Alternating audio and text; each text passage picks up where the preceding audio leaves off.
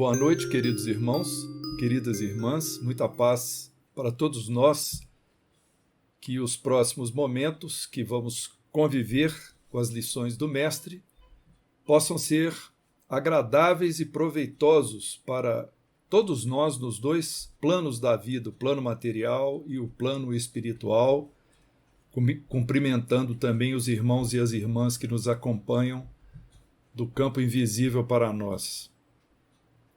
Nós vamos hoje explorar essa questão, quando virá o Cristo? Uma questão proposta nos evangelhos em vários trechos. Nós tentaremos abordar a questão, naturalmente, à luz da nossa querida doutrina espírita. Os estudos à luz da doutrina espírita são muito benéficos, porque muitas pessoas têm dúvidas interessantes a respeito da nossa vida atual, do nosso futuro, das vidas pregressas. E o Espiritismo, ele possui respostas iluminativas. Não podemos dizer que o Espiritismo possui respostas para tudo, porque seria uma arrogância da nossa parte.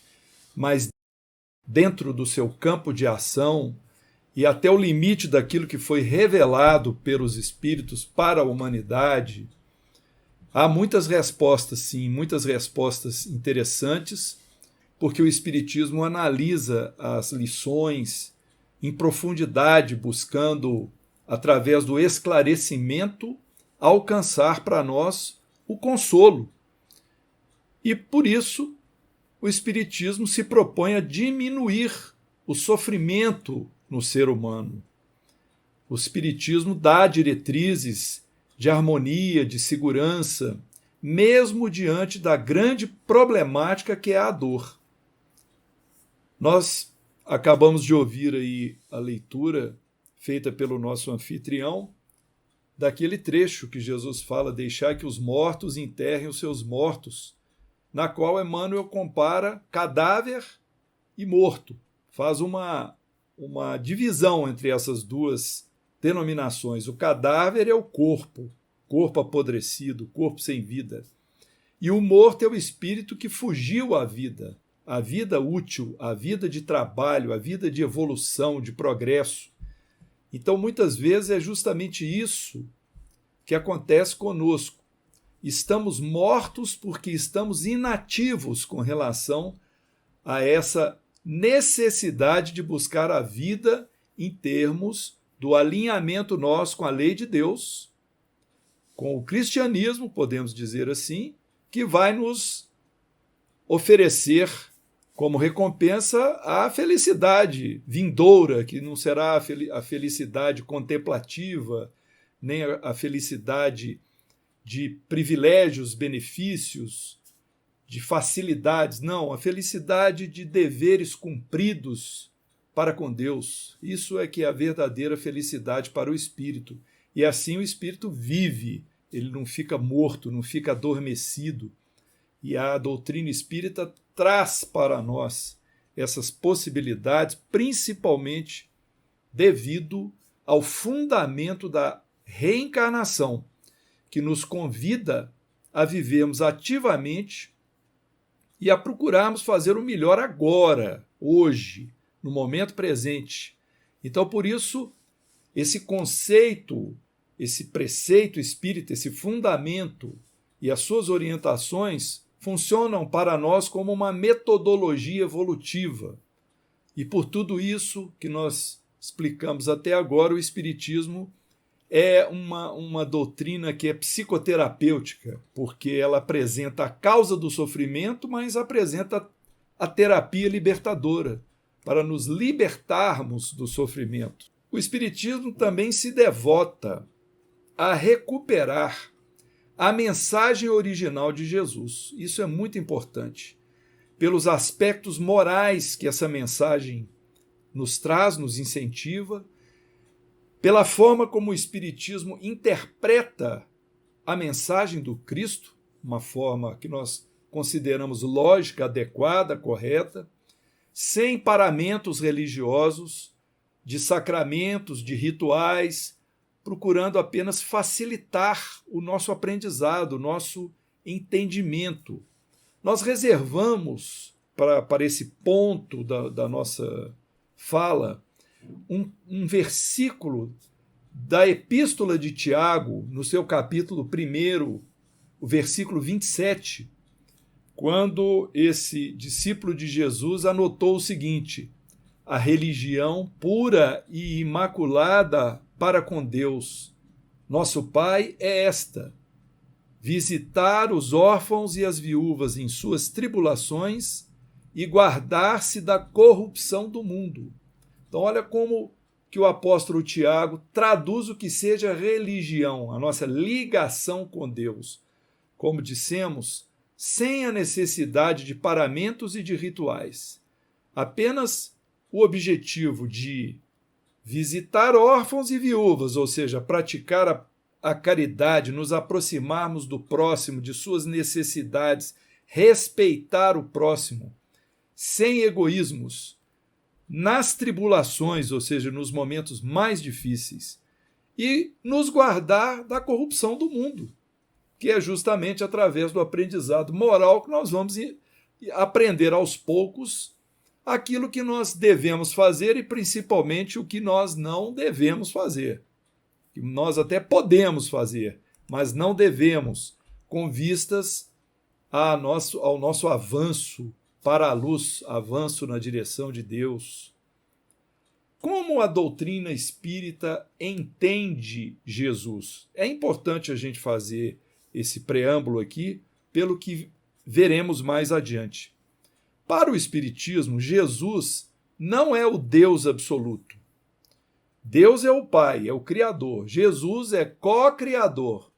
Na verdade, definido por André Luiz como co-criador em plano maior, no livro Evolução em Dois Mundos.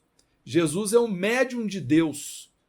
É aquele que traduziu da forma mais perfeita que nós podemos conceber a ideia de Deus, o pensamento de Deus. Então, Jesus não tinha espíritos superiores a ele, ditando os ensinos, envolvendo-o nas lições, mas o próprio Deus, através do pensamento divino, trazendo para Jesus as suas vibrações eternas e Jesus traduzindo aquilo para a humanidade na linguagem que era possível a gente compreender, que nós estamos nos esforçando até hoje, por traduzir da melhor forma possível.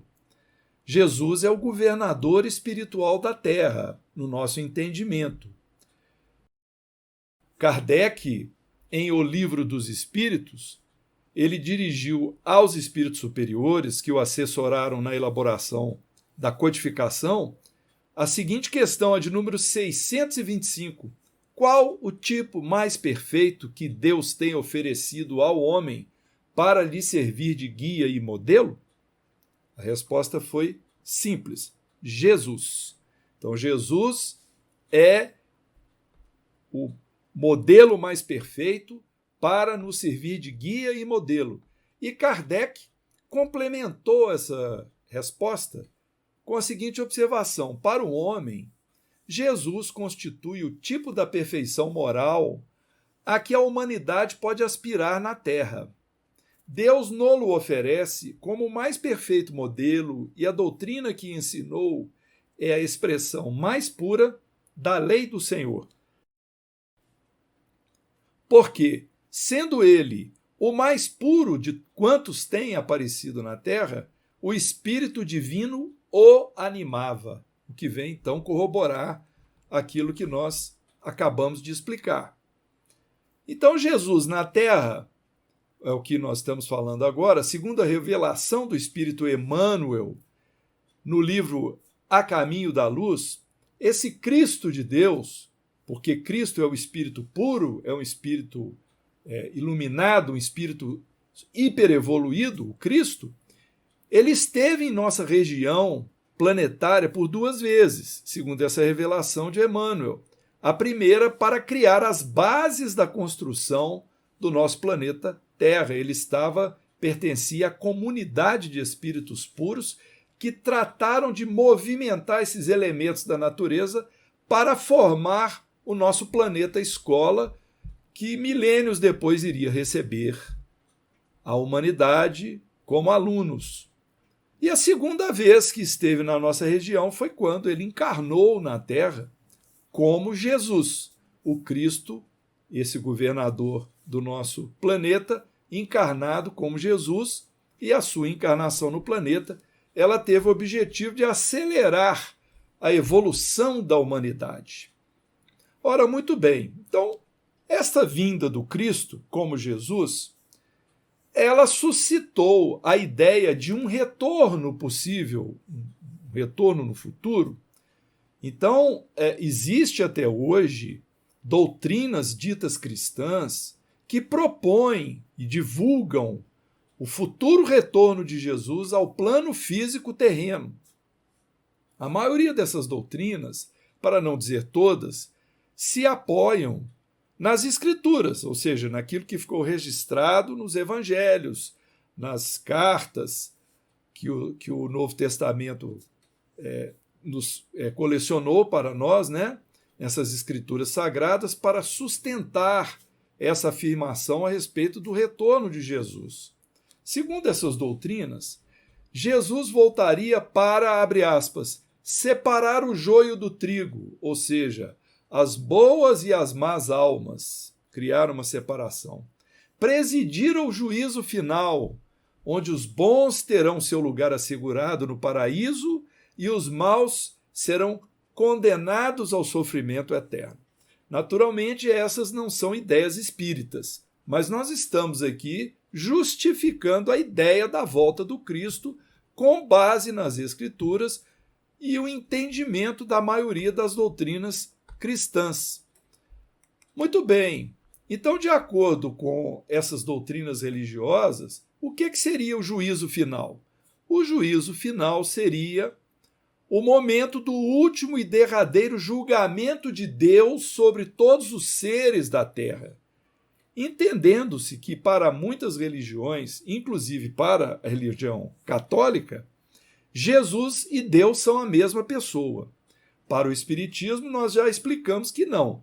Deus é o Criador, Jesus é co-criador em plano maior. Jesus é outra entidade, não é o Deus absoluto.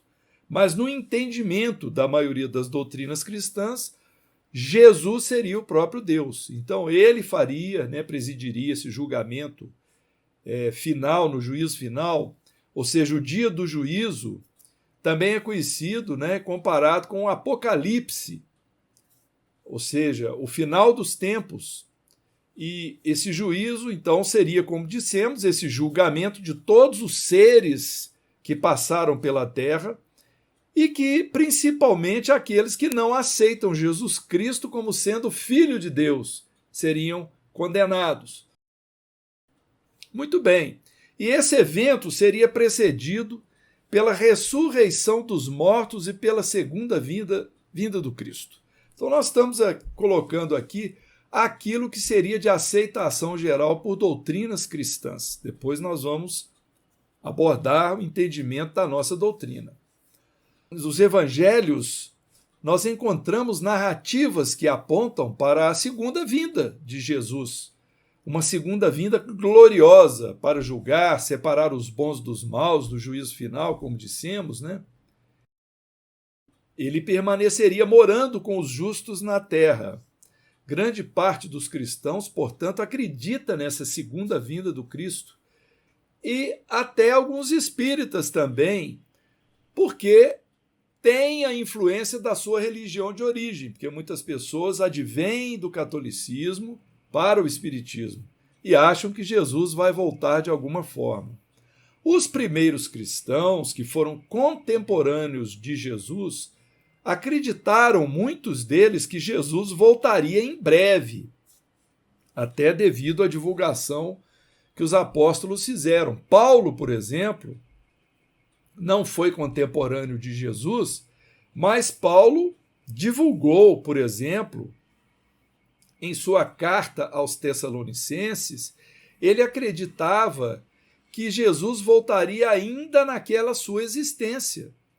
Então, os cristãos de Tessalônica, Eles temiam, inclusive, a gente percebe isso nessa narrativa, temiam por aqueles que já tinham morrido. Será que aqueles que já estavam mortos, né, mortos fisicamente, veriam Jesus? Será que seriam salvos por Jesus? Então isso trouxe grande dúvida, grandes confusões, né, no pensamento dos cristãos, daquela humanidade. E nós vamos agora, então, introduzir uma palavra que não é muito comum, não é muito conhecida das pessoas, que é a parousia, que também às vezes pode se redigir como parúzia, com acento no U. Mas nós vamos falar parousia. Etimologicamente vem do grego essa palavra, e ela significa volta, chegada, advento, presença. A parousia ela era utilizada já desde 3 séculos antes de Cristo para designar as visitas triunfais de reis e imperadores às cidades de seus domínios ou não. Então eles chegavam, ou seja, esses reis tornavam-se presentes, era a parousia. Agora, na religião, parousia significa justamente a volta de Jesus Cristo no fim dos tempos para o juízo final, descrito como o último julgamento de Deus sobre os seres da terra. A segunda vinda do Cristo, é o que nós encontramos nos dicionários. Então, os cristãos realmente passaram a aplicar o termo parousia ao retorno de Jesus à terra. Esse retorno era aguardado para a época em que as pessoas estavam encarnadas. Então, essa demora, a demora de Jesus retornar, desanimou a muitas pessoas, a muitos cristãos. Eles abandonaram o cristianismo. Mas vamos abrir um parênteses. Todos os que sabem o sentido dessa divina parousia do Filho do Homem, do Cristo, e que a experimentaram, não se iludiram quanto ao sentido literal atribuído à frase, e nem se decepcionaram com o atraso do regresso físico do Cristo ao mundo, já que conheciam perfeitamente que o Cristo verdadeiro jamais se afastou da humanidade, que lhe dirigiu os destinos e assistiu carinhosamente aos seus filhos, né, aos seus irmãos, vivendo no íntimo de cada criatura. Então nós já abrimos um parênteses aqui para explicar o verdadeiro sentido dessa volta de Jesus, né? Mas olha só, vamos ver agora alguns trechos das epístolas paulinas que, se nós interpretarmos literalmente, a coisa fica realmente indicando uma presença física de Jesus. Por exemplo, em sua carta aos Hebreus, no capítulo 9, versículo 28, Paulo registrou assim: assim também Cristo, oferecendo-se uma só vez para levar os pecados de muitos, aparecerá segunda vez, sem pecado, aos que o esperam para a salvação. Então, vamos ver. Paulo afirma que o Cristo se ofereceu para levar os pecados do mundo. Isso traz uma confusão muito grande, porque muitas religiões cristãs acreditam que Jesus foi o Cordeiro no sentido de ter se deixado imolar para que, através do seu sacrifício, os nossos pecados, os nossos erros perante a lei de Deus, fossem extintos, né? Fossem todos perdoados. Isso seria, na prática, um verdadeiro absurdo, porque nos eximiria de toda a responsabilidade. Ou seja, eu posso pecar à vontade, porque há um Salvador que veio se deixar imolar, ele levou os meus pecados, então eu estou bem diante de Deus, né? Eu não tenho nenhuma dívida perante Deus, perante o Pai. A interpretação é diferente disso, né? A interpretação verdadeira, a interpretação que nós devemos fazer com a lógica dos fatos, né? Mas ele diz aqui que esse Salvador voltaria numa segunda vez sem pecado e que nós poderíamos esperar essa salvação. quando nós sabemos que o caminho da salvação pelo Espiritismo é outro. Mas nós não vamos falar disso agora, não, nós vamos deixar mais para o final. Paulo também registrou na sua primeira epístola aos Coríntios, nos versículos 7 e 8, o seguinte: de maneira que nenhum dom vos falta, enquanto aguardais a manifestação de nosso Senhor Jesus Cristo, ou seja, o retorno dele, o qual também vos confirmará até o fim, para serdes irrepreensíveis no dia de nosso Senhor Jesus Cristo. Então, a mesma ideia de nos salvar dos pecados, uma segunda vinda do Cristo. Vamos deixar isso guardado e vamos pular agora para Mateus capítulo 10. Capítulo 10 de Mateus é aquele em que Jesus passa orientações aos seus apóstolos para quando eles fossem viajar, para quando eles fossem ter contatos com as pessoas, com as famílias em outras cidades. Então Jesus disse assim, registrado em Mateus 10, 23. Quando, porém, vos perseguirem numa cidade, fugi para outra. Porque em verdade vos digo que não acabareis de percorrer as cidades de Israel antes que venha o Filho do Homem. Filho do Homem é uma expressão, um hebraísmo, uma expressão semítica, uma expressão muito utilizada pelo povo israelita, que designa a qualidade da palavra que se segue. Por exemplo, filho do orgulho seria o orgulhoso, filho do mundo é o mundano, filho da luz, o iluminado, filho da paz, o pacificado. Então, filho do homem é o fruto do homem, é o resultado do homem, o homem que há de vir.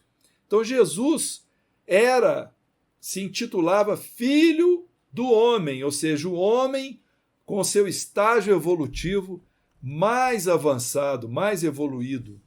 Então, Mateus registra que nenhum dos enviados de Jesus acabaria de percorrer as cidades de Israel, ou seja, a nossa vida mundana, religiosa, antes que viesse o Filho do Homem. Ou seja, o Filho do Homem, esse que era esperado, Jesus, o Cristo, ele retornaria antes, estava para breve. Então, disse que esse versículo é interpretado como o primeiro trecho escatológico. O que é escatologia? É o estudo do que ocorre depois da morte, depois do fim. Ou seja, que alguns pensam ser o fim do mundo, né? A parousia, a presença do Cristo, que acreditavam, como estamos dizendo, que fosse pessoal, né? A presença de Jesus só que em aparência gloriosa. Então, esse trecho de Mateus, ele é considerado o primeiro dos evangelhos, né? Porque ele foi registrado muito antes das epístolas de Paulo, que nós mencionamos, e foi adotado durante muito tempo, compreendido como uma garantia da parousia, né? A chegada de Jesus. Ora, muito bem.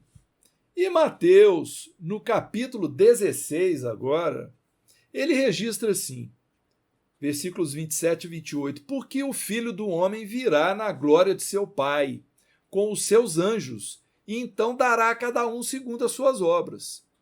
Então vem aí uma espécie de julgamento, né? A compreensão do retorno do Filho do Homem e o julgamento, dando a cada um segundo as suas obras. E Mateus prossegue registrando o que Jesus teria dito. Em verdade vos digo que alguns há dos que aqui estão, que não provarão a morte até que vejam vir o Filho do Homem no seu reino. Ou seja, novamente dizendo que Jesus, a vinda do Filho do Homem, se daria antes da morte de muitos dos que ali estavam. Nós sabemos, na verdade, né, vamos abrir outro parênteses aqui, que o que se trata, na verdade, né, é a descoberta e conquista do reino de Deus dentro do nosso coração, conforme registrou Lucas no capítulo 17, versículo 21.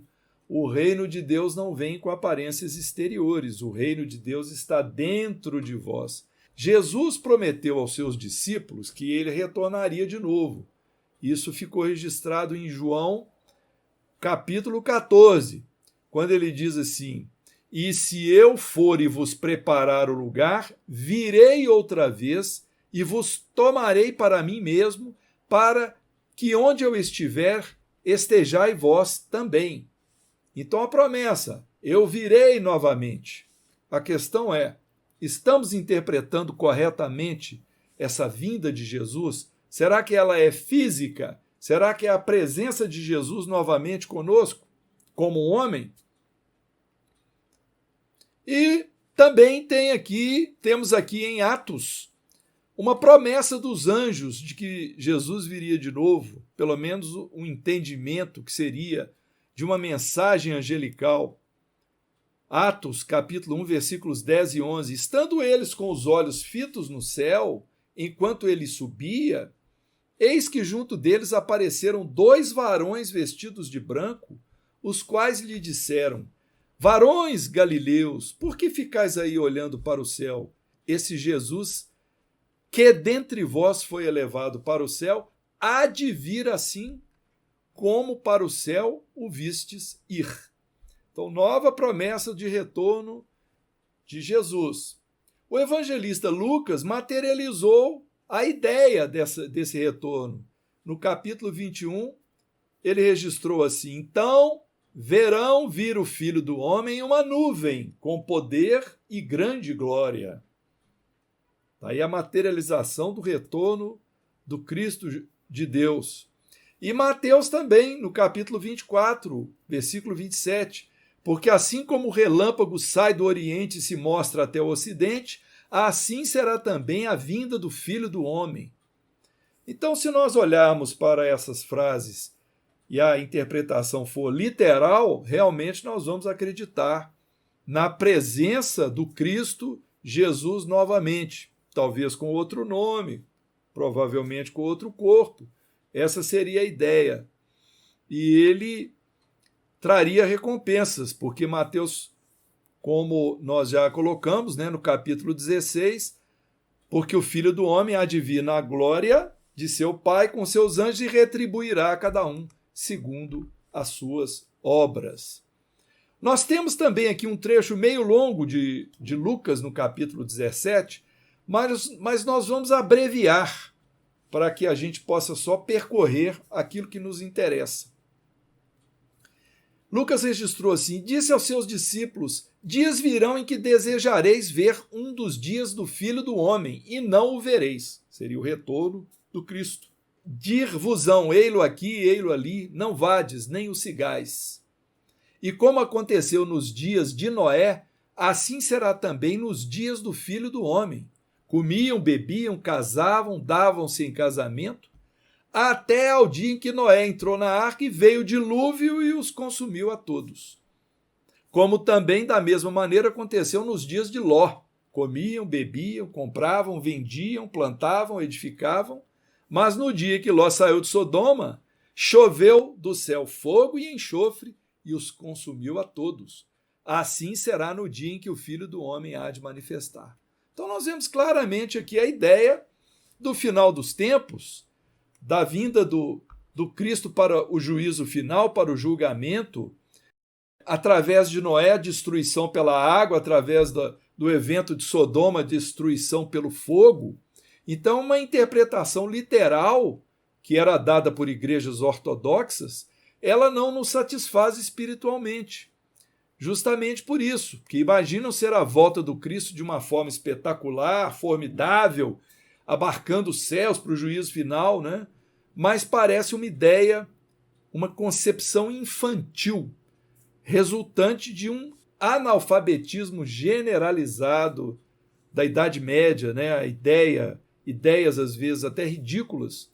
E em ambos os casos, a massa humana atrasada, ela recebe esse pensamento porque permanece em zonas inferiores e haverá necessidade dessa humanidade trocar os seus corpos para que o espírito possa, em novas experiências, evoluir para Deus, Então vem a destruição pela água, a destruição pelo fogo, que pode também significar a destruição nossa pelas nossas atitudes morais ou pelo mau uso do nosso corpo físico, o que não é material, o que é material, a água, o fogo, essa espécie de simbolismo. Então nós fazemos a seguinte pergunta: Jesus voltou? Porque o tempo foi passando, o mundo não acabou e nada de Jesus voltar, né? Ninguém naquele tempo seria capaz de imaginar que até hoje, né, já se passaram mais de 2000 anos, milhões de pessoas continuam acreditando que Jesus vai voltar.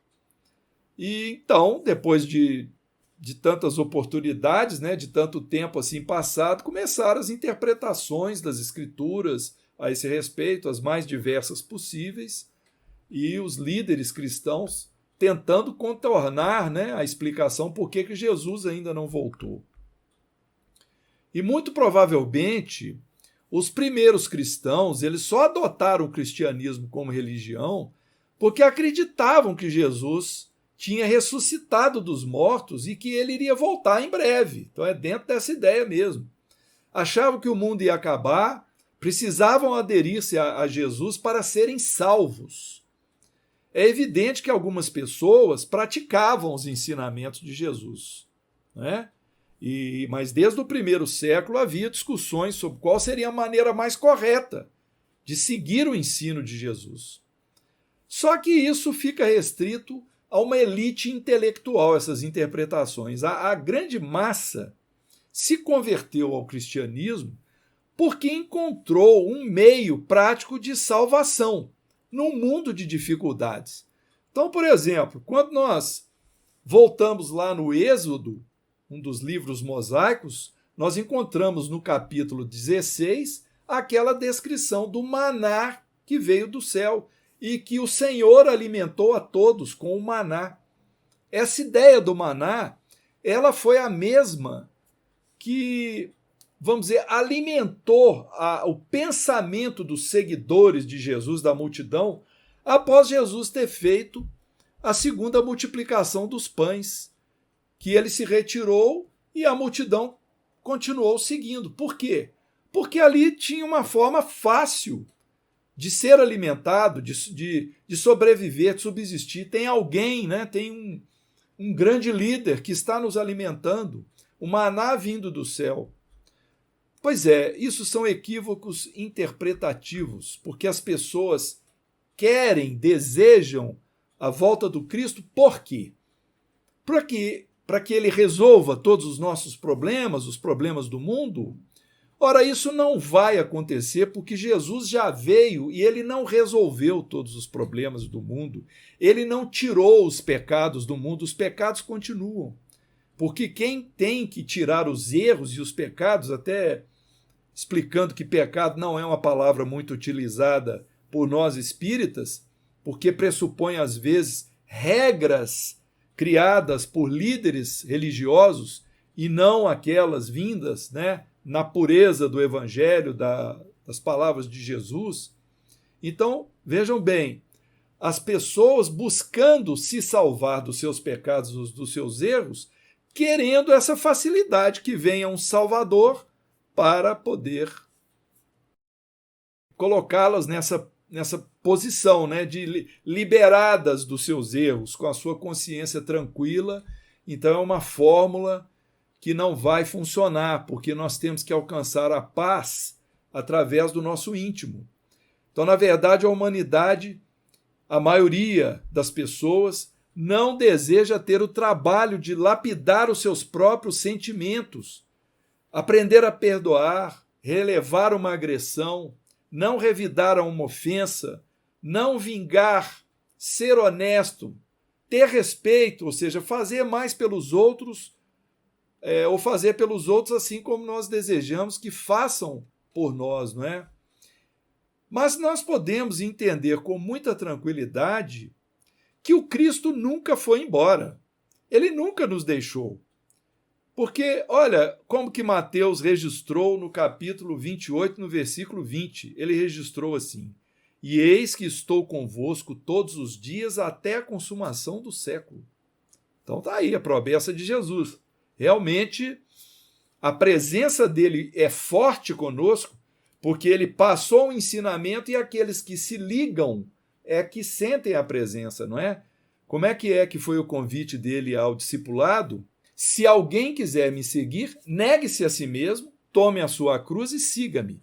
Então ele coloca o livre-arbítrio. Se alguém quiser me seguir, negue-se a si mesmo, negue a sua personalidade, tome a sua cruz, ou seja, carregue os seus deveres, os seus compromissos dessa época, de épocas passadas, que a lei de causa e efeito nos apresenta, e siga os ensinos de Jesus. Aí nós estaremos imantados com o Cristo, não é?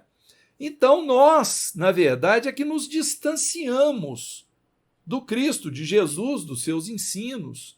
A volta de Jesus para nós espíritas, ela se dará quando as nossas atitudes se alinharem às atitudes propostas pelos seus ensinamentos.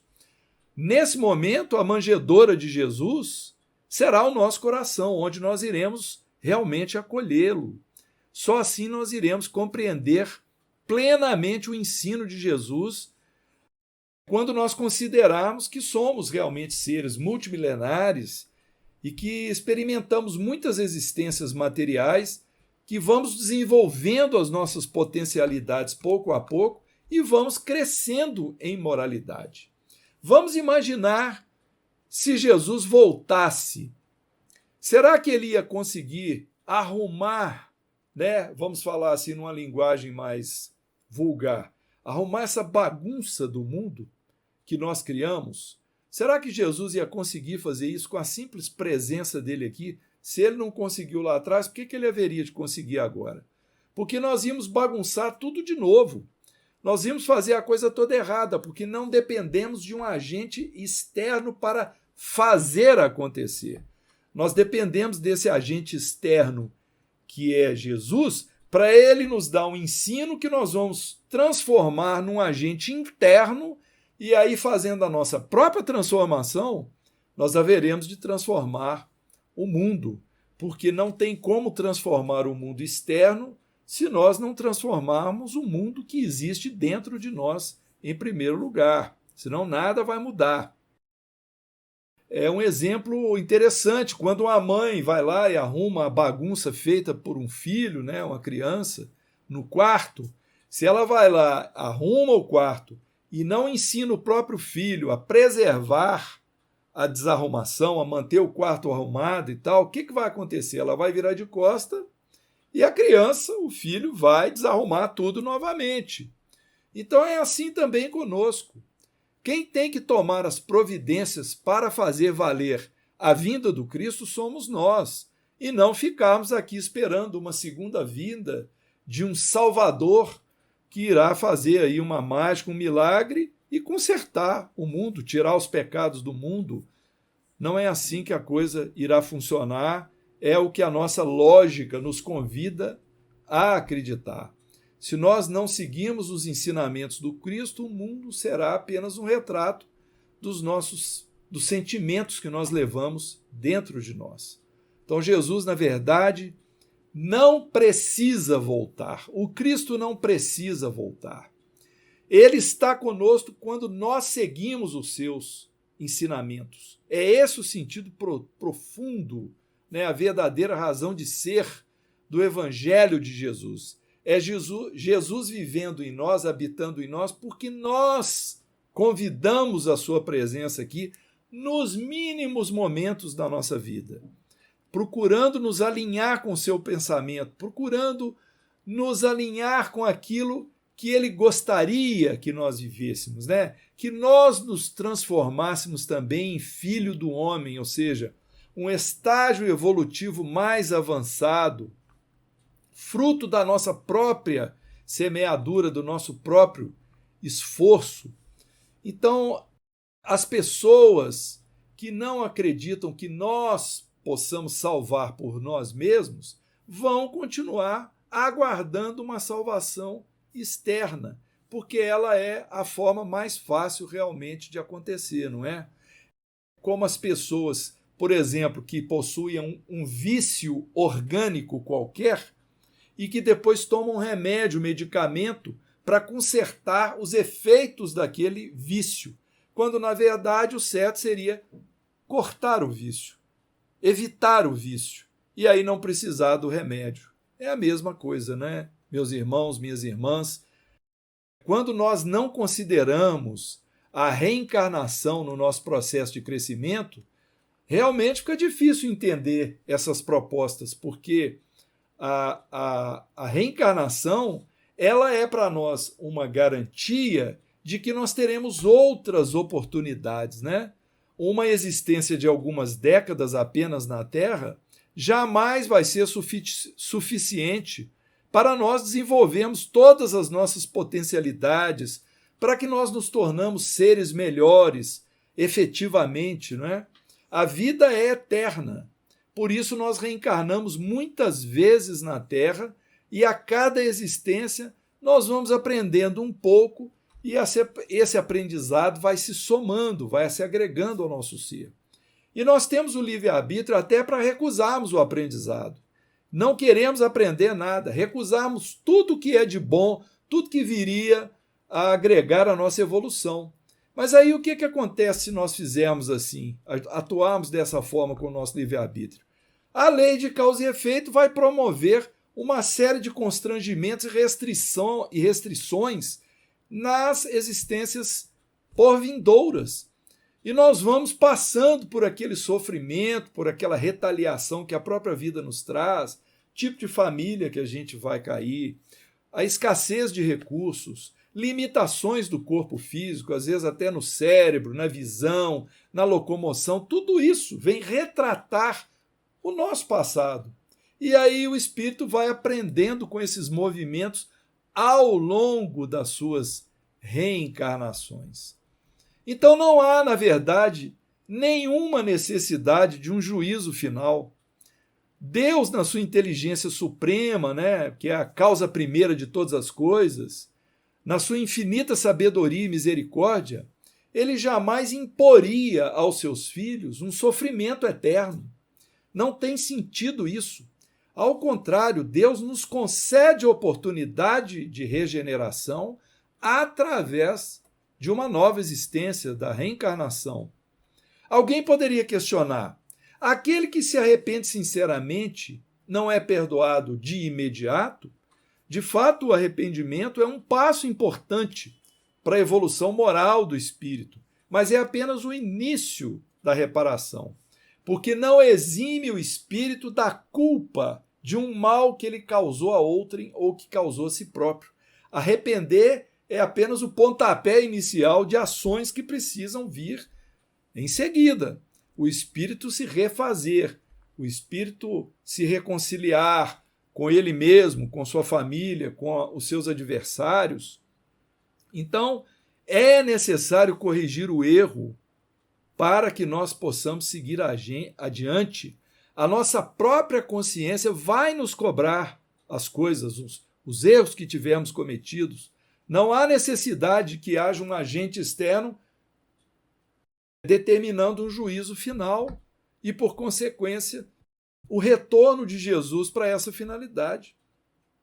E aqueles de nós que insistirmos em permanecer estacionados na jornada evolutiva serão destinados a mundos compatíveis com seu adiantamento e jamais serão excluídos da misericórdia divina.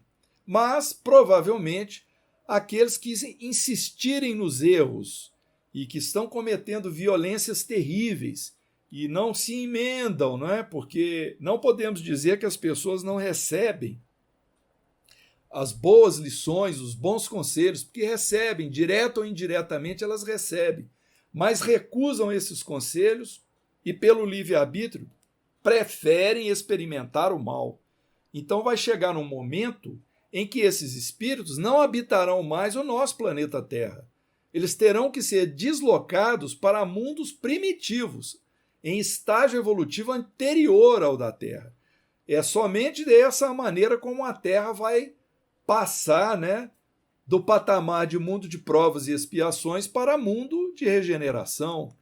Um fenômeno que já está aos poucos acontecendo, porque é exatamente através dessa seleção. Então não vai haver o mundo se acabar, o juízo final, com fogo, com punição. A punição nós estamos recebendo desde já. Basta que a gente desencarne que tudo aquilo que nós acumulamos de bom ou de ruim que nós houvermos feito nas nossas atitudes e pensamentos, que está tudo registrado no nosso espírito, vai ser exposto no campo espiritual e ali nós seremos julgados naturalmente pela lei de causa e efeito, e os mensageiros de Deus que são responsáveis por cuidar dos nossos espíritos, direcionar os nossos espíritos para essa ou aquela região do campo espiritual, direcionar quanto tempo nós teremos de passar na erraticidade, né, desencarnados, como que nós voltaremos à Terra, em que corpo físico, em que família, em que país, com que recursos.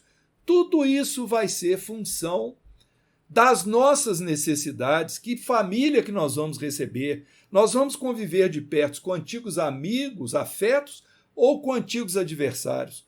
Tudo isso visa o nosso aprendizado e a nossa evolução. Mas, para a gente encerrar, vamos citar que o evangelista João, no capítulo 14, no versículo 16, ele cita lá que Jesus nos enviaria um consolador prometido, que seria enviado por Deus para que ficasse sempre conosco. Que consolador que é esse? Olha, vamos ler aqui uma frase que o médium Divaldo Pereira Franco, ele explicou essa notícia dada pelo evangelista João, né, de que Jesus nos prometeu um consolador. Divaldo diz assim: nós acreditamos que a promessa do Consolador, que está em João 14,16, foi personificada pela volta dos Espíritos a partir dessa avalanche de mensagens que constituem hoje o Espiritismo. A volta do Cristo não é o retorno de Jesus corporificado. Trata-se do seu pensamento que volta mediante as lições do bem, da solidariedade, construindo um mundo melhor. Desse modo, acredito sim que o Cristo já voltou. E aí, o que é que nós devemos fazer enquanto nós esperamos o Cristo? Vamos ler Mateus 24, 42. Vigiai, pois porque não sabeis em que dia vem o vosso Senhor. Vamos cuidar das nossas atitudes, vamos fazer a nossa reforma íntima sistematizada para o bem, vamos ter esse monitoramento de nós para com nós mesmos, daquilo que andamos fazendo, que podemos fazer de melhor, e vamos orar para que nos liguemos aos planos superiores, que sejamos influenciados por bons pensamentos e por bons conselhos dos espíritos que são mais evoluídos do que nós.